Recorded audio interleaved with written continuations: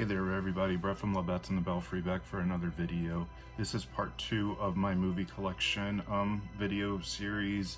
The reason I'm splitting these into different parts, while I don't have a vast movie collection, I feel like I could talk about a lot of the movies for a very long time. So if I made one video, it'd be like 4 hours long. And to be honest, I don't really have 4 hours to spare with going through all of my movies. But this is part 2. And a funny thing is, in part 1, I thought I did the numbers up to the letter D. And I thought I had done every movie under the letter D. Turns out I didn't. I just reached the end of the one end of the shelf and thinking that I had done all of the letter D. And I have a couple more ones that are under the letter D. So technically this is E to H I'm gonna do in this video, but there are a couple still left under the letter D. So let's just get started. So in my last video I did, the last movie I did was Dracula, and that was a Blu-ray collection of the series, but this is just the very first Dracula with Bela Lugosi. I bought this before that Blu-ray one, but yeah, this is a Universal Legacy series, and yeah, I really like the packaging on this. My big complaint is when you open it, like part of the case got unglued. So, but this is 2 discs. The second disc has a lot of bonus features, and I like that disc 2 also has the Spanish version of Dracula, which I've never gotten around to watching, but I've heard through the grapevine that it actually is pretty solid. So maybe one day I'll get around to watching that. But yeah, love Bela Lugosi as Dracula. I think he's a horror icon. Next up we have Argento's Dracula. Dario Argento did a version of Dracula. This basically has been critically panned by a lot of people, and I'll be honest, I got 20 minutes in and I was like, I love Argento, and some of his classic material is some of the best that horror has to offer, but this, not so good. But I got this luckily as part of one of those horror box subscription services. This was over 10 years ago when this happened. But this came with one of the monthly boxes. But so luckily I didn't actually buy this, but it's not very good. Next up is another Dracula one, but this is a double feature package. But this was Bram Stoker's Dracula and then Mary Shelley's Frankenstein. These were the ones from the 90s that they did for the Universal Monsters. Bram Stoker's Dracula I actually think is pretty solid. I have yet to watch Mary Shelley's Frankenstein with Robert De Niro as the monster. I haven't heard so much great things about it, and it's funny because Frank Darabont directed this, and he himself was at the premiere, I just wanted to leave the theater and shoot myself in the head, because apparently he was not happy with this product whatsoever. But I bought it mostly for Bram Stoker's Dracula to own that, because I really like Gary Oldman as Dracula. And it's definitely a different take on it. And I mean, there's a lot of different versions of Dracula, but I really do like this version as well. Drive, yeah, I'm mad that I didn't put this in the last video under the, finishing up with the letter D, but this is art house cinema done right. It's not full of itself. Nicholas Winding Refn really hit the nail on the head with this movie. He went on to do Only God Forgives with also Ryan Gosling, and that movie, it's some people think Ryan Gosling barely talks in this movie. Only God Forgives, he borderline doesn't even speak in that movie. But Drive is the perfect balance of cool action, a good story, and just art house cinema. It's just a gorgeous looking movie. The drive scene in the beginning of the movie is probably the most intense scene of the movie, but it grips you. Absolutely. The soundtrack's incredible. I love the score, and all the songs that they use for this movie are just amazing. Yeah, it's borderline one of my favorite movies ever. It's hard to deny it. The first time I watched it, I was mind blown. It's funny, my mom said apparently she went to the movies to see this, and she's not artsy fartsy in that aspect. And I know this is a movie where it was one of those examples of terrible marketing, where they marketed it kind of like a Fast and Furious type film, or just a generic action thriller type movie, and it's far from that. It's just a really great movie, a great love story, and Yeah, I love it. And then last one under the letter D is Drumline. I have not seen this. This is my wife, Kelly. She has a copy of this. She likes this movie. Probably the big reason why I have not watched it, it's funny being a drummer myself. I've played drums for years. I've been in out of bands for years, but maybe the main reason why I haven't watched this movie or really taken an interest to watch this movie is because in high school I had a lot of friends who were band geeks, and a lot of them wouldn't get off my back about joining marching band. Maybe that has to do with it, because I'm just like, I'm a drummer, but I really don't care about watching this. I mean, honestly, this is one of those movies that's like, it's kind of like Whiplash. Like, if you're a drummer, everyone's like, oh, have you seen this movie? Like, Whiplash, while a very good movie, it is highly unrealistic, because it's like, just having someone scream at you like a drill sergeant isn't going to make you a better musician. Just lots of practice is going to make you a better musician, but that would also make for a very boring movie. So Whiplash is a lot of fun, but I have no interest in watching Drumline, honestly. All right, now getting the D's out of the way, let's move on to the letter E. Edward Scissorhands, absolutely love this movie. This is an example, if you saw part one of my TV shows, I think it's Bates Motel, had my name written on it. This is one of those where my mom decided to write my name on it because she lent it to somebody. So thanks, Mom. Yeah, so it's forever, rather than saying 10th anniversary edition, it says basically Brett Terreri edition. But besides that, I love Edward Scissorhands. I would say it's among one of Tim Burton's best films. Really, I mean, he's made a lot of really great movies, but this is among like probably one of the best, I would say, as far as like from a critical standpoint and just story wise and like feeling something at the end of it. Absolutely. I mean, there's a reason why people are like, you know, crying their eyes out by the end of this movie, but I love Edward Scissorhands. It's a classic. Elvira's movie Macabre. I bought this when I worked at FYE 10 years ago. We had a lot of really cheap DVDs, and a lot of Elvira's movie Macabre type DVDs were in those like cheap bins, but I bought this because this was like one of the few we had in there at the time. So I was like, you know what, like everyone talks about Elvira all the time, and I never really was exposed to Elvira, so I was like, I'll give it a shot.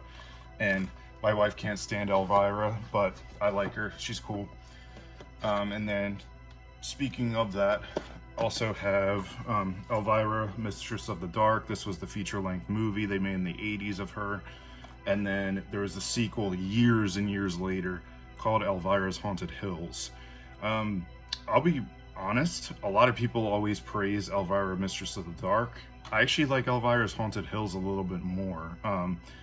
This one is all about like show business and stuff like that. But Elvira's Haunted Hills, she basically goes to Romania or like Transylvania and like kind of just has this like funny adventure. And I don't know, that's more my style. It's more gothic horror, like in a comedy. And this is just more about like Hollywood and stuff like that. So maybe that's why I gravitate towards, you know, Haunted Hills a little bit more. But both are good. I mean, they're both enjoyable movies.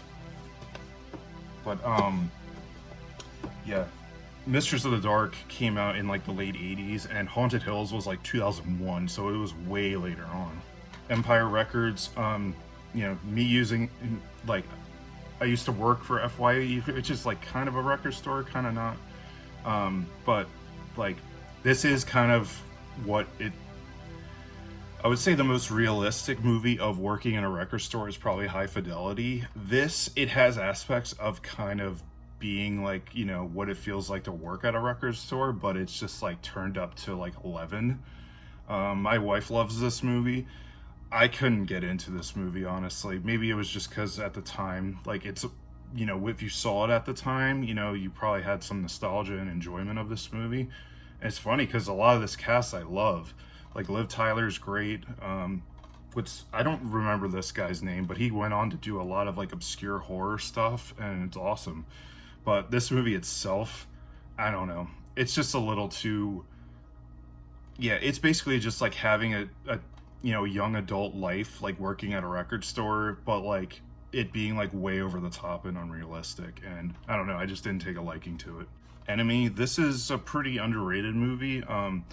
This is one of those movies at the time, like when I was really getting into a lot of different movies and such. I was getting into a lot of like obscure, more indie, independent, like you have to thinking man's type movies, and I would say Enemy is a little bit up there as far as that goes. It is pretty obscure with how it's delivered, but this is about Jake Gyllenhaal basically is like a professor, and he rents a movie one night, and then he ends up seeing basically his doppelganger in a movie, and it kind of goes from there. And yeah, I mean, I have not seen this in quite some time. I mean, I think this came out in like 2013. I think the last time I watched it was maybe 2014, 2015. So I don't remember a lot, but the most memorable part of this movie is the last shot of it. If you've seen this movie, you know exactly what I'm talking about. And I kind of love it, how the last shot of the movie is kind of awesome, but it definitely leaves a lot of people being like, what did I just watch? But there is a lot to it, so it is one of those like slow burn, like if you want to kind of like think more and have something that leaves you kind of talking about it afterwards, this is definitely one to go to. Eminem, the Anger Management Tour. This is absolutely my wife's. She likes a lot of hip hop music, and you know, I appreciated a lot of Eminem growing up. I don't know, around this time, 2002. So this was like part of the Eminem Show album cycle. I've never watched this though, but yeah, it's my wife's. I have one of the Blu-ray and one of the DVD, and that's Eraserhead. I think I had bought the DVD first, thinking it was a Blu-ray. I don't know. I don't really remember what I was thinking at the time, but I meant to get the Blu-ray. So yeah, that's exactly what I did. So I just ended up buying the other.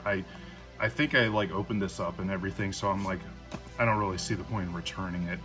I think I actually did buy the DVD at FYE, and after I opened it, they were just like, you can't return it, you can just sell it back to us. And I'm like, nah, I'll just keep it, whatever. I love this movie though. It's funny, this movie is like considered like such an unsettling watch. I actually find this movie quite calming, honestly. It is really, really atmospheric. It's one of those movies, like, for someone like me, like, I can put this on and fall asleep to it. Like, that's how calming this movie is. When you're watching the images on screen in this movie, it is highly unsettling, for sure. And most people who will watch this movie will be like, I don't know what I just watched. But it's captivating, and that's, I mean, if you've never seen a David Lynch film, like, you know, expect you're not going to know what's happening. But it's very enticing. It's hard not to be enticed by David Lynch's movies. And yeah, honestly, like the most straightforward thing he's ever done was Twin Peaks. And even then, that's saying something. Ex Machina, this was probably one of my favorite movies at the year it came out. I think it was 2015 it came out.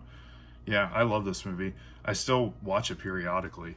This is just a great reminder to, I mean, especially with our world now with, you know, AI coming out, and a lot of things are being taken over by AI, and people depending on this artificial intelligence because we're too lazy to type out an email.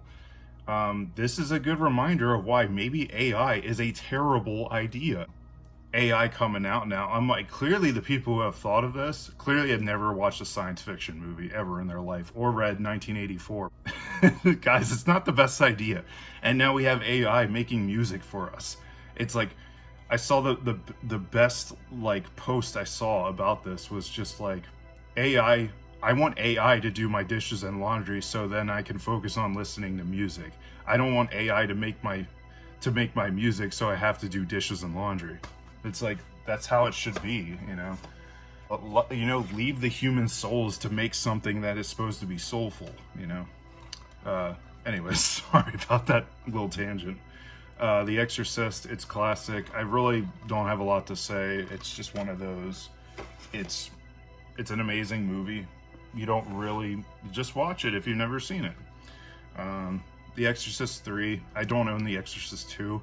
I've watched like 30 minutes of that, and I was just like, I can't do it. And it's considered like one of the worst horror sequels of all time. Yeah, it's like The Exorcist is like one of the best horror movies considerably ever made. and then you have the sequel, which is like one of the worst horror movies ever made. But The Exorcist 3, a lot of people never bothered with it because The Exorcist the Heretic was pretty terrible. This is a very solid sequel. This is quite the underrated movie. If you've never seen The Exorcist 3, I highly recommend it. It's a really good one, and it's a great companion piece to the original Exorcist. Evil Dead 1 and 2, this was a double pack of Blu-ray. They're both great. I like Evil Dead 2 a little bit more. Most people will probably say that, but the original Evil Dead is also very good. They're borderline like the same type of movie, just the second one is a little funnier. Like the first one's pretty straightforward. But yeah, I mean, these are classics. I mean, yeah, I don't have a lot to say on it. It's just great. Just watch them. And Army of Darkness, which is, I wouldn't say it's a watered down Evil Dead, but it's pretty much like a more accessible Evil Dead. It's funny though because, yeah, it's funny though because I love this movie. I actually would say Evil Dead 2, Army of Darkness, then Evil Dead as far as like the original movie ranking for me. Army of Darkness is just a blast. This is probably the most comedic out of the three. You know, they cut down on the blood and everything. It was just the final like battle of like, you know, Ash, you know, and like his companions facing like just an army of skeletons. It's just hilarious. And I wish this had the original ending to the movie. For those who are a little unfamiliar, most people have probably seen the ending where Ash makes it back to his own time and he's at his retail job talking to someone, and then some like deadite ends up like trying to attack him, and then so he does his like heroic Ash type thing in like the retail store, and then he says to this lady, "Hail to the King, baby," and they kiss. Like a lot of people know that ending. That is a great ending in and of itself, but I actually really love the original ending of this movie, probably because not a lot of people liked how it wrapped up because it wasn't a happy ending, but it's perfectly Ash Williams. Is, you know, he had to like say these words and then he had to go to sleep, and when he went to sleep he slept for too long and he wakes up and it's like basically the apocalypse and like the craziest like world he wakes up to, and like all he says is like, "Oh, slept too long." It's like that's the most Ash Williams type ending ever. The Evil Dead remake, it's funny, I had friends who like really hated this movie, but I would say like this is a, like if you want to do a solid remake, I actually think this one is a solid remake. I don't own it, but actually Evil Dead Rise I actually enjoyed as well. I wasn't expecting too much out of it, and most of the Evil Dead movies is a simple story. It's just about surviving and overcoming these deadites, and I mean that's really all you can do with the movie. And like the Evil Dead remake and Evil Dead Rise basically did that. They tried to like, I would say the biggest beef people had with the Evil Dead remake was there was no Ash Williams. They had, the main lady here was basically the female Ash Williams. I loved it.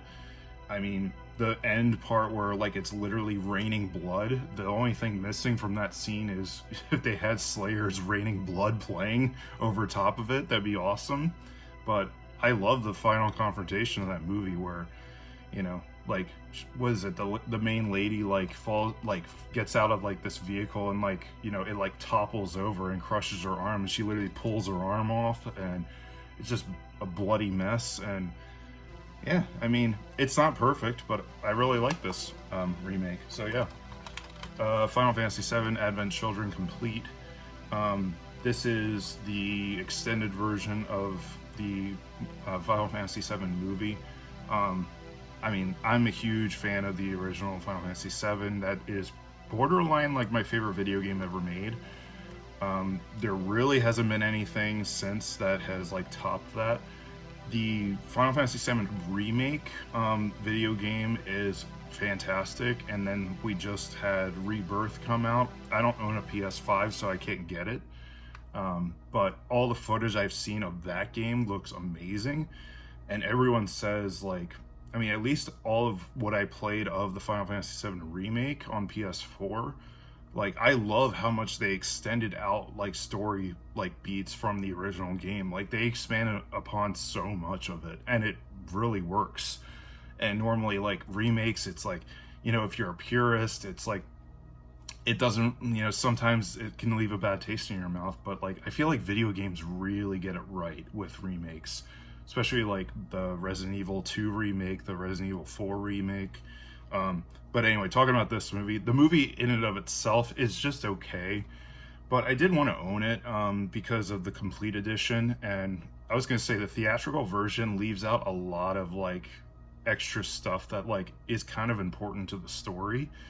And you know, this takes place, it's like 2 years after the original Final Fantasy VII game, and like, you know, Midgar's in ruins, and there's like there was this new city that was built kind of like Midgar, and pretty much there's like this deadly disease going around called geostigma, and then these three brothers that like kind of have it out for Cloud and pretty much want to resurrect Sephiroth basically. And I mean, for it being a movie, it's pretty solid. I mean, I love that Steve Blum played the voice of Vincent Valentine. I mean, that's like the perfect person to play the voice of Vincent. The person they got to play Vincent's voice for Final Fantasy VII Rebirth was also really good. But yeah, this is an enjoyable movie. I mean, the CGI effects, the animation's incredible. I mean, it borderline, like at the time this came out, which was like the early 2000s, people were like, that looks like real people. But yeah, I mean, it's decent. I wouldn't say you're necessarily missing a whole lot if you don't like watch this, but there was the video game Dirge of Cerberus that came out as a sequel to this, and that is all around Vincent Valentine as a character, but it also does have to do with all the, you know, the side characters as well as, you know, in the original Final Fantasy VII. But yeah, I mean, it's still a fun movie. The Fly, this is a classic movie. I love this movie. It's one I don't watch too much, but whenever I go back and watch it, I'm like, this, you know, David Cronenberg did an incredible job on this movie. And if you're like a sci-fi horror nerd, especially who likes practical effects and everything, this is definitely one to study, like next to John Carpenter's The Thing. But Jeff Goldblum, this is his best performance. He's never done a performance better than this movie. Final Destination, I've seen 1 and 2. I haven't seen the other ones. My wife and I are like, maybe we should just watch the other ones, you know, maybe one day. But the original, it doesn't really hold up as well as you would expect. I mean, I watched a lot of early 2000s horror growing up because my sister was really into horror movies like that. Like, she watched this and I Know What You Did Last Summer, and I Still Know What You Did Last Summer, like, religiously. So, but I don't think this holds up as well. I think the concept is fascinating, and this is one where I feel like if they remade it, I really wouldn't have an issue with it. It would just obviously make a good movie, but this, it wouldn't hurt from a remake. Not that I care to see any more remakes, but if they remade this, I would be like, that kind of makes sense. Frailty, not watched this yet. This is a copy that Kelly had. I don't even know if she's seen it, but maybe we'll watch it one day. But I've heard really good things about this. It's like a good horror thriller type film. Frank, this is just a fun, quirky, like, music movie. Frank is like this guy who just wears this like paper mache head and like never takes it off. And it's pretty much like, it's from the perspective of one character that like meets Frank and then like ends up becoming like the keyboard player in like this really weird avant-garde band. It's fun. I think it's a pretty easy watch. I just don't think it's a spectacular film. I think everyone does a great job in it, and there are some pretty funny moments. But yeah, I mean, it's one I don't really go back to. I think I watched it like a total of 2 times, but if you like music, you might get some enjoyment out of this one. Frankenstein, classic, Boris Karloff. This has actually some of the sequels. It has Bride of Frankenstein, Son of Frankenstein, Ghost of Frankenstein, and House of Frankenstein. Yeah, so I forgot this was a collection. I thought it was just Frankenstein, but yeah, I mean, Boris Karloff is classic. Bride of Frankenstein is also fantastic. The other ones, like Son of Frankenstein, I hear is also really good, but haven't gotten around to watching that. But yeah. Frankenweenie. I don't really remember this one. I just remember like the dog like dies and like kind of gets resurrected. I think I watched this with my niece and nephew like years ago, but I don't really remember much about it, so maybe I'll have to give it a rewatch with like the kids one day. So yeah, we'll see. I talked about this at the end of last year because I got it as a gift. Friday the 13th, the series. This has nothing to do with Jason Voorhees. It just has to do with like superstition, and the plot of it is like these what was it? These three family members like get their inheritance from like their uncle of this convenience store that has a lot of like haunted like relics and stuff like that. Kelly and I have only watched the first episode. Kelly was definitely not a fan of it. This is very much 80s type feel. Honestly, the quality on the DVD is also pretty bad. It's almost like you watched, if this was like on VHS and you just wore the tape like thin and then you just put it on the DVD, and like that's what it looks like. Like the quality's pretty bad, but I feel like if I'm in like a fun schlocky mood, I'll watch more of these. But it's like 78 episodes. They had like 3 seasons of this show. So yeah, I mean, so far from just the first episode, I enjoyed it. It's nothing great, but it's fun. Friday the 13th, Part 7, The New Blood. This had the potential to be like a great Friday the 13th movie. I like Jason Lives probably the most out of all of them. This would have been a close second, honestly, but like they edited the crap out of this movie, so you really don't see any of the kills really happen. They just cut away for a second and then go back to it, so you don't really see too many good ones. But this one did have the famous like sleeping bag kill, and then this is basically like, yeah, Jason versus Carrie in a movie. I still enjoy it, but yeah, I mean, you watch it for the kills, but yeah, it cuts away like right when you're about to see it, so yeah, it's whatever. From Beyond, great Stuart Gordon movie. Most people say Reanimator is better. I put Reanimator slightly above this, but I really enjoy this movie. There's a lot to enjoy here, especially if you're into just sci-fi horror stuff. It's based off of H.P. Lovecraft's short story. I haven't read the short story, but I'm definitely interested in reading it after seeing this movie. So, but good movie, good one to check out. Ghostbusters. It's Ghostbusters. Enough said. Girl with the Dragon Tattoo. This is the American version, and I don't say this about much, but the American version I like a lot more than, I think it's the Finnish version or the Swedish version.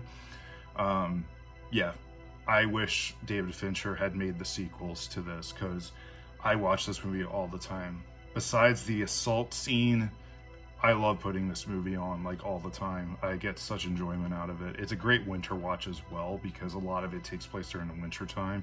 Snows everywhere. This is a great winter watch. Yeah, like the investigative like part, David Fincher knocked it out of the park with this movie. I wish they had made the sequels, because Daniel Craig and Rooney Mara are fantastic as these characters. Good Will Hunting, good movie. I don't really see myself going back and watching it too much. There's a lot of great lines from this movie though, and if you haven't seen it, definitely give it a shot. I got these Goosebumps ones on DVD, One Day at Horrorland and then The Headless Ghost. One Day at Horrorland is fantastic. It's so funny. And if you've never seen it, you know, you may have read the R.L. Stine novel, but yeah, One Day at Horrorland is an amazing episode. Basically, if you just like quirky monster type stuff, you'll get a lot of enjoyment out of it, but that is a lot of Goosebumps in general. Gore House Greats, never watched a single one on here. I think I bought it at Goodwill because I'm like, oh, horror movie pack. Never watched any of them, but those look cool on the shelf. Cover's kind of cool. Looks like a bunch of B schlock, and that's up my alley if I'm in the mood for it. I don't know where I do have Gremlins, but I don't know where it is because it's not on the shelf. But Gremlins 2, the new batch, I have still yet to watch this, but everyone says how good it is. Everyone's like, yeah, like, people only talk about Gremlins, but Gremlins 2 is also a great movie. Has Christopher Lee in it, of all people, too. Like, and I'm shocked I haven't watched it yet, so I'll get around to it. Gretel and Hansel. A lot of people bash this movie. I really love this movie. It's not like great as far as a narrative and story wise, but if you want atmosphere, 100% watch this. It definitely gets you in the mood for like Halloween and fall time. Like a lot of the cinematography and everything on there, like really puts you in the Halloween spirit. I mean, it is like the Hansel and Gretel classic tale basically, but to stand out, they switched the names and called it Gretel and Hansel. But Oz Perkins directed this, and I think he has one movie coming out called Longlegs that looks really, really good. I want to check out. But Gretel and Hansel gets a bad rap. If you like atmospheric horror, you'll probably really enjoy this one. The Grudge, it's okay. I mean, this is the American version, and then they did the remake, which was pretty terrible. I feel like it's kind of overhyped still to this day. I don't really think this was that great of a movie. I haven't seen the Japanese version, but everyone says that one's really good. So maybe I'll change my mind if I watch the Japanese one. But the American one's just kind of like whatever. The Guest. I love this movie. Surprisingly, this gets you in the Halloween spirit. There's a lot of like, this takes place around the month of October. This is, I always say to people who haven't seen this movie, it's pretty much a great blend of like thriller, action, and horror all in one, and it does it seamlessly. The last act of the movie might lose some people, but I still think it's a great watch. It's a lot of fun. Actually, for my bachelor party, like I'm not like a traditionalist when I was like getting married, and I'm like, I don't really care to have a bachelor party, but my brother put this movie on outside at his house, just as like a bachelor party. My whole family was there and everyone was on their phones the whole time, so that kind of annoyed the crap out of me. But I watched it and enjoyed the heck out of the movie. The only other person who seemed to be really into it besides Kelly was my niece, and she was definitely too young to be watching this movie, but anyway. Alright, on to the H's. H2O, One Life, One Chance. I think this is just a live DVD. This is a band called H2O. Kind of like a punk rock, have hardcore elements to them. I think Kelly had just bought this because we were at a record store, and she was like, oh, well, it's cheap, so I'll just get it. And she's a big fan of them, so. Halloween, the original 1978, and I actually found the Halloween extended edition. This is where they filmed additional scenes to put it on television. The extended scenes, yeah, they're absolutely not necessary, but if you're a huge Halloween fan like myself, this is cool to see. Like, there's more additional scenes with like Dr. Loomis and kind of getting more like information on like, you know, Michael Myers. And he kind of does that a lot through the original Halloween, so it's kind of like, it does get a little bit redundant with the extended scenes, but hey, they had to shoot additional scenes to put it on television, so, you know, they had to do that, but I just wanted to own this because I was like, I worked at FYE at the time, and I bring that up a lot, but someone brought this in to sell, and I was like, oh, that's neat, and, you know, the disc was in good shape, so I bought it. Halloween 2, good sequel. I still like this one a lot. I put this pretty high up on, I did like a, you know, ranking the Halloween franchise, like best to worst. I have this one pretty high up there. I think this is like number 3 on my ranking. So, but there's something about this that really has a charm to it. And while there's not a lot plot-wise, I don't know, it's still cool though. I like that they, like, you know, they ramped up the kills, made it a little bloodier. But yeah, I mean, this one has a charm that just the other ones just didn't have. So, but yeah, if you want more of The Night He Came Home, Halloween 2 is up there. The dog Tilly's barking. Halloween 3, I've talked about this extensively on the channel before, but definitely a sequel that didn't deserve to be hated on as much as it did. But yeah, great movie. I showed this to Kelly last year, and she was like, I actually really love that movie. It's pretty great. So, yeah, Halloween 3. Like, if you've bashed it in the past and haven't watched it, give it a shot. You might like it. Hannibal Season 2. I don't own any of the other seasons, but this is a show that absolutely did not deserve its cancellation. I think if they had had a 4-season run, this would be almost a perfect show. Season 1 was great. Season 2, honestly, Season 2, like, if you loved Season 1, Season 2, like, ramps it up even more. You're like, how could I have loved that anymore? And you do.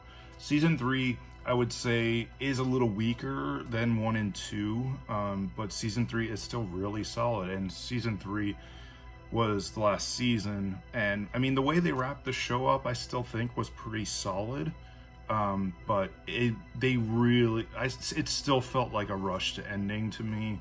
So I think if they had just done out with another season, I think it would have been perfect. Like, the way they wrap up Season 3, I think it could have ended better, but I mean, it was kind of poetic, and I mean, I didn't have a problem necessarily with the ending. I do think they could have done better with the ending, though, but given the circumstances, they kind of had to do what they had to do. But this is one of those shows that, like, the fans are still hoping for Season 4. Come on, Netflix, come on, someone, like, do something about it, but I don't think it's gonna happen. This is a double feature, The Haunted Palace and Tower of London. I bought these specifically because it had Vincent Price in them. I'm a big Vincent Price fan, and I've seen a good amount of his movies. I've still yet to watch these, but maybe I will someday. So, yeah. Heaven Adores You, Elliott Smith DVD. This is all about the story of Elliott Smith. I think he's a fantastic musician. He definitely is still super underrated to this day, but the people who love him really, really love him, myself included. I don't think I've watched this more than once, but yeah, if you want to know more about Elliott Smith, there's like so much like footage of like him, and he's done like these little documentaries while he was alive and everything. But Either Or and Figure Eight are like two of my favorite records ever. Heavy Metal 2000. I have not watched this. I bought it because it was like a penny at FYE. Heels. Really good show about the wrestling industry, and it's about two brothers who pretty much, their father passes away, and he had like this underground like wrestling league, and so both brothers kind of inherit that from him and try to keep it alive. And while it's like extremely hard to like keep going, they live in a really small town, and like, you know how small towns kind of have their thing, like their thing is wrestling, and so they're putting on a show, you know, every Sunday. And so it's like all about, you know, these people who just don't really have much going on in their lives, but, you know, being a wrestler, you know, of like following their passion and such. Season 1 is really, really good. They made a Season 2. While I liked a lot of aspects of Season 2, I had a feeling Season 2 was going to get the show canceled, and it ended up canceling. And it sucked because Season 2, it took them like over 2 years to come out with. So it was like a 2-year gap between this season and Season 2, and Season 2 had a lot of flaws, and unfortunately this show kind of ends on a cliffhanger, and you know, you don't really get an answer to it. But if you're really into wrestling, and I talk a lot about wrestling on this channel, if you're into wrestling, this is definitely a show to check out. I would say if you're not a wrestling fan, but you just want a good story about family and two brothers trying to just basically kind of, you know, live these extraordinary like personas in a not so extraordinary town, you might take a liking to this. Yeah, I think the show's really wholesome, but also they got a lot of issues as well. Hellraiser, classic movie. It's funny, my wife actually bought me the book version of this.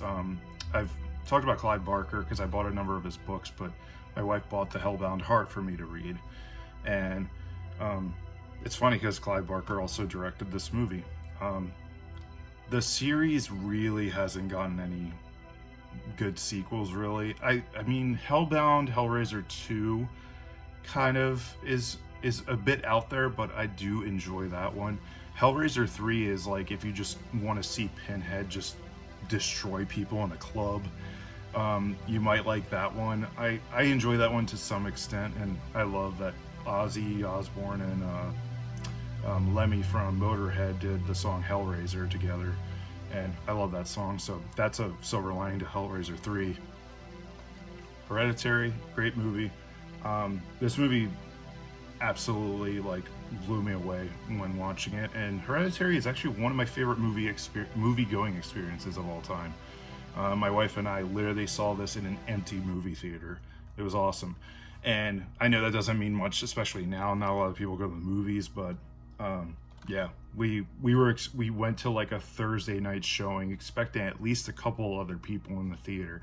There was not a single person. It was just us. It was awesome. It was like a private screening.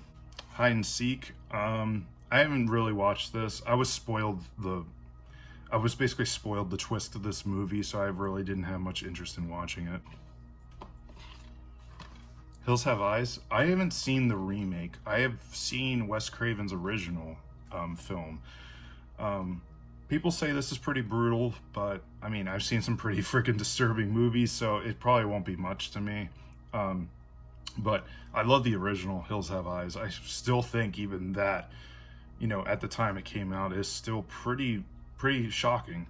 But yeah, I love Wes Craven, so I wonder how the remake is. I mean, if you've seen it, let me know how it is. The 13 Hitchcock collection, 13 movies. I haven't seen any of these. I mean, I've heard of The Man Who Knew Too Much. It's got Blackmail, The Lady Vanishes, Rich and Strange, Secret Agent, The 39 Steps, Number 17, and The Lodger, which is one of his silent films, which is interesting. Yeah, I just haven't gotten around to watching any of these. I've seen a good amount of Hitchcock, but not his like earlier work. The Hobbit extended editions. It was funny, when I worked my hoarding crime scene cleanup job a number of years ago, someone was getting rid of a bunch of movies, and they had The Hobbit extended cut, all the extended editions, and I have actually only seen An Unexpected Journey, and a lot of people kind of hate on the Hobbit movies because you know, J.R.R. Tolkien's, you know, The Hobbit was a children's fantasy, you know, story, and you know, Peter Jackson kind of made these like epic fantasy, and they made them way too long, and they made them 3 movies, and they should have been like 1 movie at most. But I mean, I enjoyed it, An Unexpected Journey. I'll check out the other 2 when I have time, but yeah, I mean, I don't think they're as bad as people say, but there's some hardcore fans out there, so I can kind of understand. Like, I'm hardcore about other things, like especially the Halloween series with like them doing certain things. I'm just like, they're so dumb. Like, why do they bother doing that? You know, but so yeah, I just thought it would be cool to own, especially on Blu-ray. And you know, if I have like a bunch of time to kill, which I probably will, you know, I'll let you know later in this video about that. Hocus Pocus, classic movie. Hocus Pocus 2 I didn't really care for all that much. It was fine. I've seen worse, but the original is a classic, and I understand why people are so gung-ho about this movie, because up until, I want to say like 10 years ago, like, I didn't see it until like 2014, so I was like in my mid-20s by that point. So yeah, I get why people love this movie. The Holiday. If I made a like guilty pleasure movie list, I would actually put this on there. I mean, this movie is quite charming, and it's a good Christmas movie. Takes place all around like December and close to the New Year. Like, the movie ends like when it's like the New Year, basically. Mostly the best parts of the movie is Jack Black and Kate Winslet. Their chemistry is awesome, and their story is just really, really cute.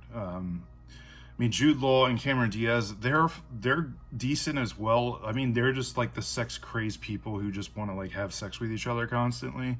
But Jack Black and Kate Winslet is like, honestly, like, I feel like it's just way more realistic and cute, and like, you know, they both kind of are hung up on relationship issues, but like kind of confide in one another and, you know, kind of help each other get, you know, over them basically, and kind of find love by themselves, you know, or, you know, they kind of find love themselves in each other.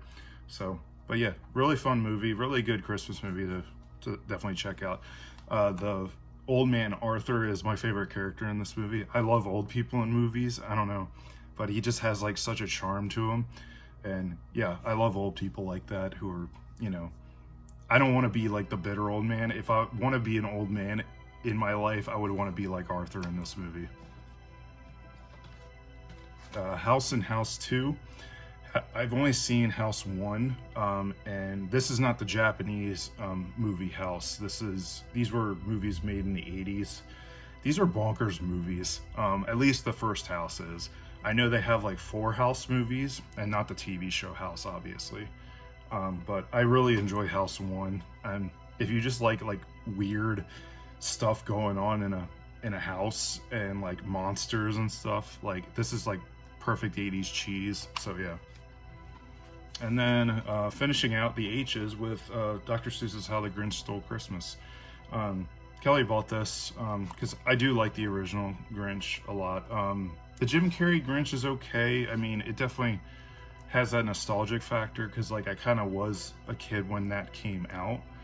I don't really have a desire to go back and watch it though, but this like has a certain charm to it. So definitely Kelly was just like, you can't really find this on much stuff unless you like want to pay for it, kind of like the Charlie Brown specials. And it's like, unless you have like Apple TV or whatever, you kind of just have to go like, you know, buy it digitally. Or for me, I was just like, I'll just buy the holiday collection on Blu-ray. But yeah, I like The Grinch Stole Christmas a lot. I like that a lot of these like Christmas type movies and shows is about people who kind of hate the holiday. And I think that's good because honestly, there's just a lot of like stories that, you know, it feels like a lot of people would like, you know, love the holiday and, you know, all sorts of stuff. It's like that doesn't make for interesting stories. So for someone like the Grinch or Ebenezer Scrooge to like really hate the holiday, that's what makes it more compelling. So I gravitate towards like stories like this. That's gonna wrap it up here. This was also another long video, so like I said, if I wanted to do the entire movie collection, it would be like a 4-hour video. But I hope you all have enjoyed this movie collection video, part 2. One thing I do want to say, if you're a follower of this channel, I may not be making videos at least for a little while, or I'm not sure how it's gonna go, at least for the next little bit of time. I'll just put it out there. I am getting surgery. The time I'm recording this, I'm getting back surgery a week from the time that I'm recording this video. I'll try to keep a very long story short. I basically have chronic lower back pain and I've had it for the last number of years, like probably like 3.5 years. I've just had just ongoing chronic back pain. I've gone through a lot of different stuff trying to like help it and everything. And normally, you know, surgery is usually your last resort. And I basically have gotten to that point. I have a bulging disc in the very bottom of my spine, and I have spinal stenosis, and that's basically where your spinal canal like narrows as it goes down. So if you like look at an MRI and they show you like, you know, your spinal canal, like basically if it should be like a hole like this, and when they showed me mine with my spinal stenosis and a bulging disc, it basically looked like this, like a demon looked like there was an opening. So most of the time with all that, it's like pushing right up against my nerves in my lower back, and it basically, yeah, like I have a hard time doing like daily stuff. Like I have like full function of my body, but my back is just constantly hurting all the time, to the point that like when you're in constant pain, your quality of life really goes down the drain. And I mean, I've kind of hit the end of my rope at this point. And the last couple of months was like me going to see a neurosurgeon, and they were like, yeah, like with your condition, like you've had steroid shots, you tried different medications, and I didn't want to be one of these people that had to rely on just taking painkillers all the time. And while I'm not taking painkillers, it hurts all the time. And I'm now at a point where if I'm even standing up for like a good half hour, like, you know, normally a lot of people, you know, in their 30s and older have like sciatica and such, where that's the pain that like shoots down your legs. And while I've had that for a while, now it basically is at a point that if I'm like standing up or walking for a little bit, like even like a good half hour, I have just all this pain shoot down the back of my right leg and also the front of my leg, to the point where, you know, that feeling when your foot falls asleep? My entire right leg basically feels like that now. And it's really hard to kind of stay in good moods and stuff like that. It's been really hard. And, you know, when you're in constant pain, yeah, it's hard to feel joy, you know, your normal amount of joy that you have like on a daily basis. So the surgery I'm getting is a spinal fusion, and I think it's a laminectomy as well. So basically they're gonna try and realign my nerves to where my spine isn't pushing right up against it. Like if you see a picture of my MRI of my spine from like a side view, it literally looks like the bottom of my spine is like being like smushed up against. And yeah, it's like, well, no wonder you're having a lot of pain there. So yeah, it's one of those things that, you know, going to a chiropractor, you know, doing a bunch of physical therapy, you know, while physical therapy could help it, it's honestly not going to do it in the long run. I mean, it's only going to progressively get worse from here. And the neurosurgeon I saw and her other surgeon that assists her is like, yeah, this is something that's gonna just require surgery down the line. So you basically just, you know, the fact that you're younger, you'll recover from this a lot faster. And, you know, they were even upfront with me. They're like, honestly, this wouldn't be the last surgery either. I mean, this is something that you may need a second surgery, like a good, maybe like 10 years down the line, you'll have to get another one, or at least a realignment. So, you know, when you're 6'6", you know, you're probably going to have some issues with your body, and especially your bone structure. Like, I don't know, part of me feels that, you know, being as tall as I am, I feel like you're like not meant to be that big. But yeah, I mean, I just wanted to put that out there. So I'm not sure what videos really look like in the future. I'm just going to be obviously focusing on my recovery, and they say it's like a 4 to 6 week recovery. We'll see how it goes.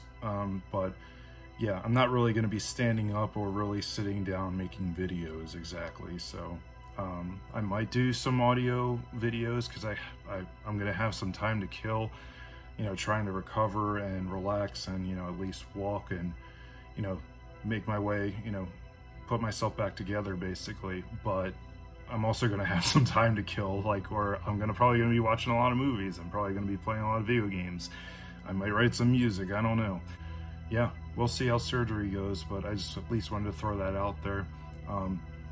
Yeah, I mean, if anyone is, you know, dealing with pain or, you know, some sort of issue like that with their body and are like considering surgery, I haven't had the surgery yet, but at least I will say, don't go through with surgery unless you feel absolutely comfortable with who you're meeting with and who is going to be performing the surgery. I did meet like an orthopedic surgeon, and I'll be honest, he was a bit of a dick. And it's funny because his staff and his PA were great. He himself, I was like, I don't want this guy cutting into me, you know, if that has to be the case. And this was like a year and a half ago maybe. And then so I found this other lady and I met with her, and immediately, like, it's like, you know, you just immediately get that good vibe from somebody. Like, I met her and immediately I was like, I feel comfortable already with this lady. And, you know, especially if a doctor comes in and just asks you what's going on and they want to hear it from you and they're listening to you, like, that's a big deal to me. So anyways, I'll leave it at that. I'll see you guys whenever I see you, but take care. Hopefully you enjoyed my movie collection video, and I'll see you around. Bye.